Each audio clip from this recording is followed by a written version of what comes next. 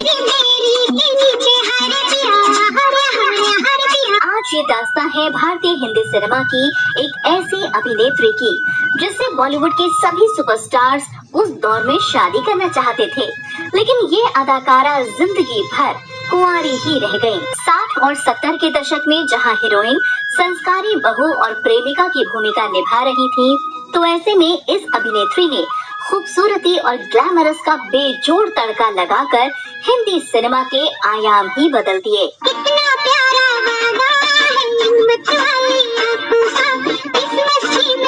इनकी एक्टिंग का जादू ऐसा था कि ये बहुत कम समय में ही हर दिल अजीज बन जाती थी और उस दौर की सबसे ज्यादा पैसे चार्ज करने वाली अभिनेत्री भी बनी, जिसकी एक एक अदा पर लाखों दिल फिदा थे।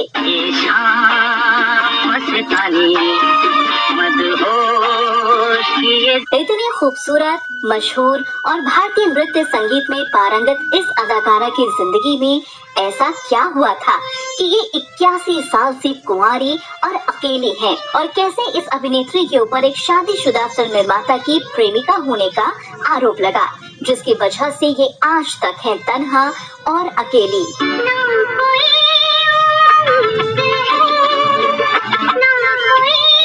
क्या आप जानते हैं कि बॉलीवुड के टॉप एक्टर दिलीप कुमार के साथ काम करने के लिए दूसरी सभी हीरोइन मना करती थीं। उनके साथ इस अभिनेत्री ने कभी काम नहीं किया। तो कौन थी ये अभिनेत्री जो बाल कलाकार से बनी हिंदी सिनेमा की नंबर 1 अदाकारा? बताएंगे और भी बहुत कुछ इस अभिनेत्री से जुड़ी बातें, तो आप बने रहिए हमारे साथ वीडियो के अंत तक। पर्दे में रहने दो, आज हम जिस अभिनेत्री की बात करने जा रहे हैं वो अभिनय की दुनिया में उन चंद सितारों में शुमार है जिनकी चमक और सफलता से बॉलीवुड आज तक चमक रहा है। इनको नाम, शोहरत, दौलत, रुतबा, चाहने वालों का भरपूर प्यार, सब कुछ मिला, जिसके लिए दूसरी कई अभिनेत्रियां तरसती रह गयी। ये सभी बड़े एक्टर की पहली पसंद थी। जी हाँ, हम बात कर रहे हैं 60 और 70 के दशक की नंबर 1 खूबसूरत, दिलकश अदाकारा आशा पारेख की। मैं तुझसे मिलने आशा पारेख जब रुपहले पर्दे पर मनमोहक अंदाज में थिरकती थीं, तो उनके चाहने वाले उनके दीवाने हो जाते थे। लोग उनके द्वारा बोले गए एक एक डायलॉग को सुनकर खड़े होकर तालियां बजाने लगते। वो इस तरह से किरदार को निभाती थी कि मानो जैसे वो उनके लिए ही बना हो। इतनी खूबसूरत और सफल आशा क्या सचमुच अपनी जिंदगी से खुश थी? क्या उनकी जिंदगी में कोई कमी नहीं थी? जिस अभिनेत्री के लाखों दीवाने थे, बड़े से बड़ा एक्टर उनके आगे पीछे घूम रहा था, शादी की हसरत लिए, वो आज भी कुंवारी क्यों है? आशा पारेख की जिंदगी में ऐसा कौन सा दर्द है जिसके साथ आशा आज भी जी रही है?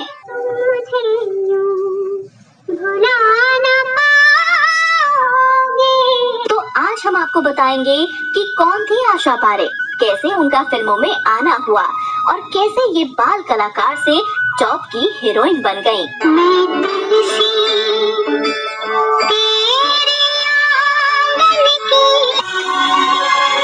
गान और एक्टिंग से दीवाना बनाने वाली आशा पारेख का जन्म 2 अक्टूबर 1942 को गुजरात के महुआ नाम की जगह में एक साधारण मध्यम वर्गीय परिवार में हुआ। आशा पारेख की मां एक मुस्लिम थी जिनका नाम सलमा था। आशा पारेख के पिता का नाम बचूभाई पारेख था। बचूभाई पारेख से शादी के बाद सलमा पारेख से सुधा पारेख बन गयी। आशा पारेख की मां एक स्वतंत्र सेनानी भी रही हैं। आशा पारेख अपने माँ बाप की इकलौती संतान है।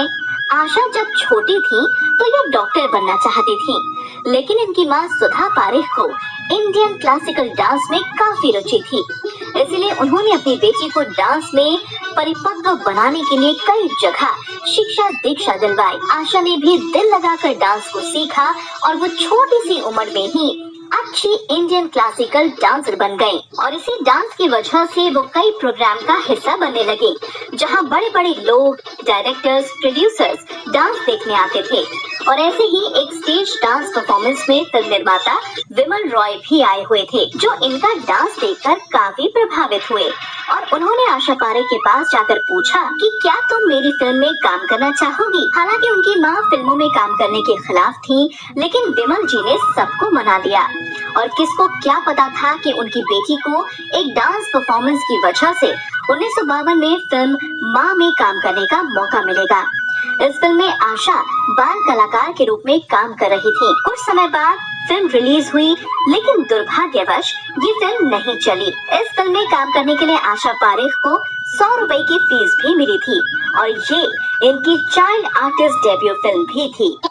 शांताराम ने अपनी 2 फिल्मों में काम करने का कॉन्ट्रैक्ट भी उन्हें ऑफर किया। उसी वक्त फिल्म निर्माता विजय भट्ट ने उनको अपनी फिल्म गूंज उठी शहनाई में राजेंद्र कुमार के साथ फिल्म की हीरोइन का रोल ऑफर किया। आशा पारेख ने इन तीनों फिल्मों से विजय भट्ट की फिल्म गूंज उठी शहनाई को चुन लिया। फिल्म की शूटिंग शुरू हुई, लेकिन 4 या 5 दिन शूटिंग होने के बाद फिल्म निर्माता विजय भट्ट ने आशा पारेख को ये कहकर निकाल दिया कि उनके अंदर कोई भी स्टार मटेरियल नहीं है। ये सुनकर आशा को काफी दुख हुआ और इस एक फिल्म के लिए आशा के हाथ किशोर कुमार और बी शांताराम की 2 फिल्में भी उनके हाथ से निकल गयी।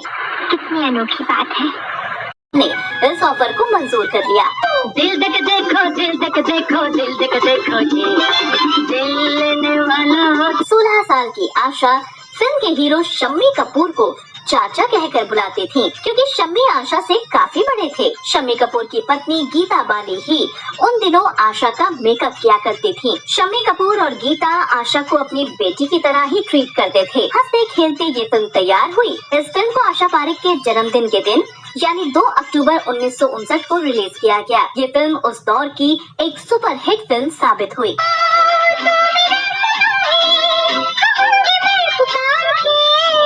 इसके बाद आशा ने 1960 में फिल्म हम हिंदुस्तानी में काम किया। इस फिल्म में इनके हीरो थे सुनील दत्त। इतना न मुझसे तू प्यार बढ़ा कि मैं एक बादल आवारा।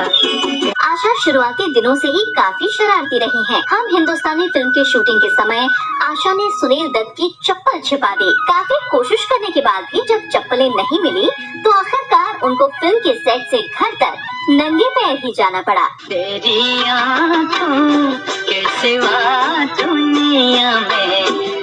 इसके बाद साल 1961 में आशा ने घूंघट फिल्म में काम किया। इस फिल्म की शूटिंग के दौरान आशा पारेख पर उनकी शरारत और चुलबुलापन भारी पड़ गया। दरअसल हुआ ये कि फिल्म को डायरेक्ट कर रहे थे मशहूर डायरेक्टर रामानंद सागर। रामानंद सागर साहब जो भी फिल्में बनाते, उसमें अपनी पूरी जान लगा देते थे। वो फिल्म में इतना डूब जाते थे कि फिल्म में कोई भी सैड सीन के दौरान फिल्म के हीरो हीरोइन से पहले खुद ही रोने लगते थे। और यही हुआ फिल्म घूंघट के भी एक सीन में।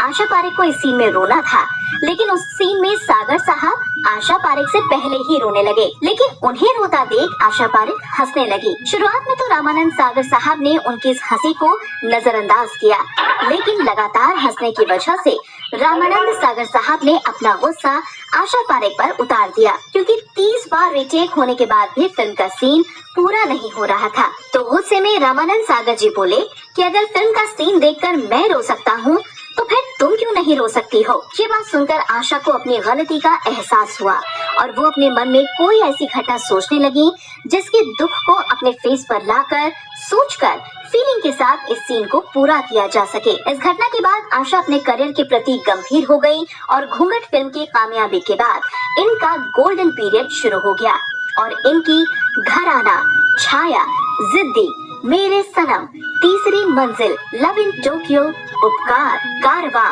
मेरी सूरत तेरी आंखें, महल, आया सावन झुमके जैसी सुपर डुपर हिट फिल्में हिंदी सिनेमा को मिली। क्या कहता है। आशा की अधिकांश फिल्म सिल्वर जुबली रही हैं, इसीलिए इनको हिंदी सिनेमा की पहली जुबली गर्ल कहा जाने लगा, जबकि लड़कों में यह खिताब राजेंद्र कुमार के नाम रहा है। हुस्न वाले तेरा जवाब नहीं। आशा का फिल्मी सफर इतनी तेजी से आगे बढ़ रहा था जिसकी कल्पना खुद आशा ने भी नहीं की थी। इधर आशा जी की प्रोफेशनल जिंदगी आसमान की ऊंचाइयों पर थी, पर पर्सनल जिंदगी में वो अकेली थी। उनकी माँ सलमा को उनकी शादी की फिक्र थी। सलमा उनको बीच बीच में शादी के लिए कई लड़कों से भी मिलवा देती थी, लेकिन आशा को एक भी लड़का अच्छा नहीं लगता था। अब समय था 70 का। 1972 में आशा की एक फिल्म मेरा गांव मेरा देश आई। कहा जाता है कि आशा ने इस फिल्म के समय 3 लाख की फीस चार्ज की थी और इसके बाद आशा बॉलीवुड के इतिहास में सबसे ज्यादा पैसे चार्ज करने वाली अभिनेत्री बन गई थी। दिल दे के देखो के बाद फिल्म निर्देशक नसीर हुसैन जी के साथ तीसरी मंजिल, फिर वही दिल लाया हूँ, जब प्यार किसी से होता है, प्यार का मौसम, कारवां, बहारों के सपने जैसी सुपर डुपर हिट फिल्मों में उन्होंने काम किया था। इस कामयाबी के बीच आशा पारेख और नसीर हुसैन के बीच नजदीकियां बढ़ने लगी थी और आशा जी ने इस बात का खुलासा अपनी ऑटोबायोग्राफी द हिट गर्ल में किया है। आशा जी ने लिखा है कि मेरी जिंदगी में नासिर हुसैन जी वो इकलौते इंसान थे जिनको मैं बहुत पसंद करती थी और मैं उनसे ही शादी करना चाहती थी, लेकिन नासिर हुसैन पहले से ही शादीशुदा थे और वो 2 बच्चों के पिता थे, इसलिए मैंने उनसे शादी करने का विचार अपने दिल से निकाल दिया। इसके पीछे की वजह थी कि आशा नहीं चाहती थी कि उनकी वजह से नासिर हुसैन का घर टूटे और उनकी बीवी बच्चे बेघर हो जाएं और इसी वजह से आशा ने अपने प्यार का गला घोट दिया। जिसके बाद आशा ने अपनी जिंदगी का ये फैसला लिया कि उनकी शादी अगर नासिर हुसैन से नहीं हुई तो वो किसी भी और से शादी नहीं करेंगी, जिंदगी भर कुंवारी ही रहेंगी।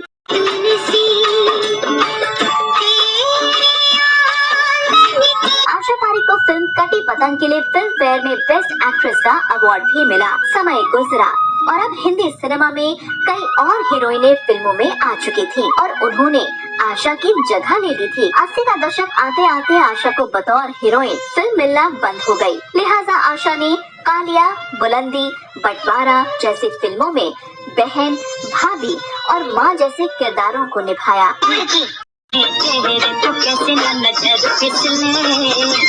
आशा दिलीप कुमार को पसंद नहीं करती थी। आशा का दिलीप कुमार के प्रति इस तरह के बर्ताव के पीछे क्या वजह थी, ये आज तक एक राज है जिसे कभी पर्दा नहीं उठ सका।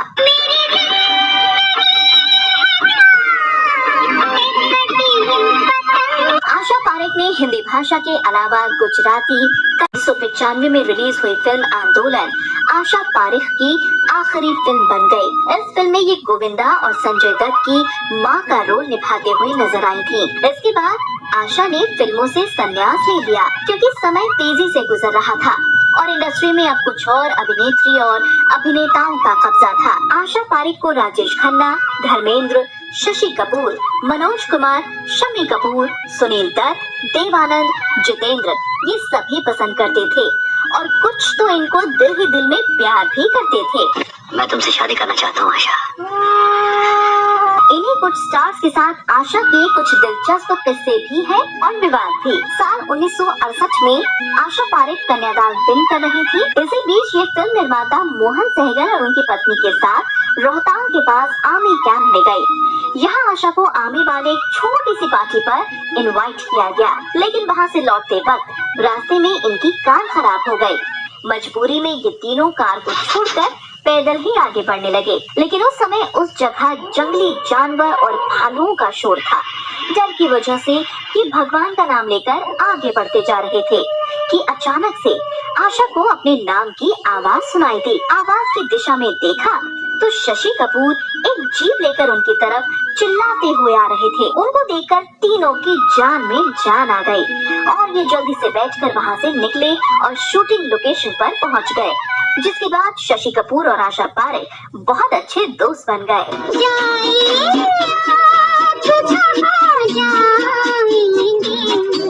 इनका एक दूसरा विवाद रहा एक्टर शत्रुघ्न सिन्हा के साथ।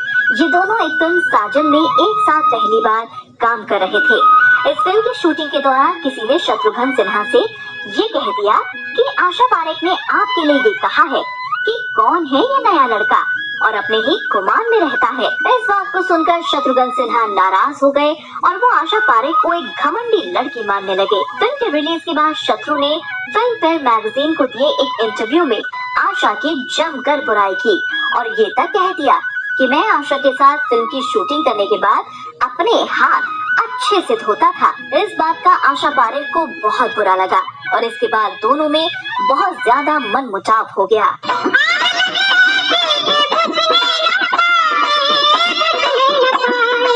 इसके बाद आशा पहली बार धर्मेंद्र के साथ फिल्म आए दिन बहार में पहली बार काम कर रही थी। फिल्म की शूटिंग के बाद धर्मेंद्र शराब पी लेते थे, लेकिन अगले दिन शराब की बदबू को हटाने के लिए कच्ची प्याज खा लिया करते थे और आशा पारेख को प्याज की बदबू सहन नहीं होती थी, इसलिए उन्होंने गुस्से में धर्मेंद्र को प्याज खाने के लिए मना कर दिया। फिर धर्मेंद्र ने प्याज खाने के पीछे की वजह को बताया तो आशा ने धर्मेंद्र से कहा कि मेरे साथ शूटिंग करते समय न तो आप शराब पिए और न ही प्याज खाएं, क्योंकि मैं ये दोनों ही बर्दाश्त नहीं कर पा रही हूँ। लिहाजा धर्मेंद्र ने ये फैसला किया कि वो आशा के साथ काम करते समय शराब नहीं पिएंगे।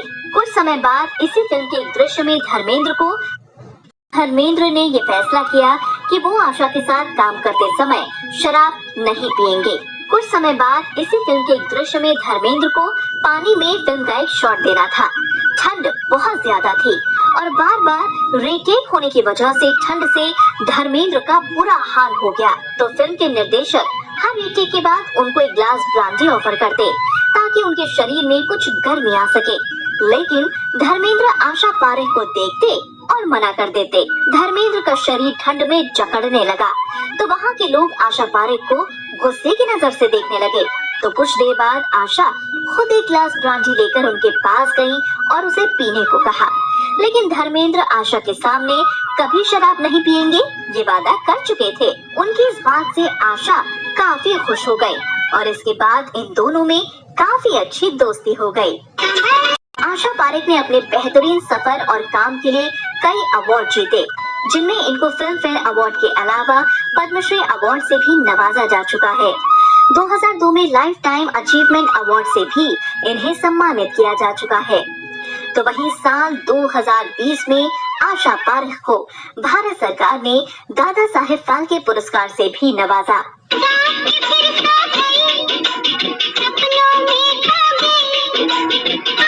तो ये थी आशा पारेख, जो बाल कलाकार से बॉलीवुड की सबसे चर्चित अभिनेत्री बनी, जिन्होंने अपने जीवन में सभी तरह के उतार चढ़ाव को देखा। वो हिंदी सिनेमा में सभी की पहली पसंद बनी। उनके आगे पीछे सुपरस्टार्स की लाइन थी, लेकिन वो फिर भी अपनी मर्जी से एक तरफा प्रेम में जिंदगी भर कुंवारी रही। वो हमेशा लोगों के लिए खड़ी रही और कभी किसी को निराश नहीं किया। आशा काफी सुलझी हुई अभिनेत्री रही हैं। उन्होंने कभी भी किसी भी दबाव में काम नहीं किया। वो हमेशा अपनी शर्तों पर जिंदगी को जीती रही। उन्होंने हिंदी सिनेमा को एक से बढ़कर एक फिल्म दी, जिनको आज भी हम देखते हैं और उनके गीतों को सुनते और गुनगुनाते हैं।